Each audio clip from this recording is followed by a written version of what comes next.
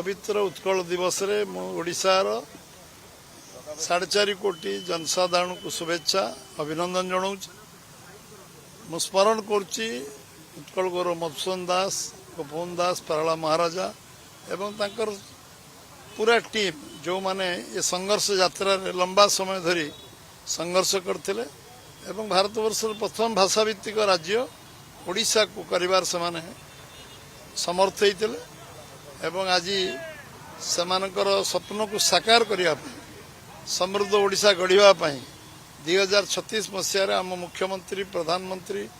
ओडिशार जो संभावना देखुं एक नंबर राज्य ओडिशा बनब, समृद्ध ओडिशा बनब, विकसित भारत में ओडिशार सबुठु अधिक योगदान रहिबो। जो अपार संभावना अच्छी ओडिशार तार संपूर्ण विनियोग केवल हो पार एवं सबु क्षेत्र में मानव संबल ठू नहीं आम जल संपद पर्यंत सबू जंगल संपद खनिज संपद सबू भैल्यू एडिशन हवार व्यवस्था करिक ओडिशा भारतवर्ष को सबुठु अधिक सहयोग करने राज्य बनब ये संकल्प नहीं नापी समस्ते आम आज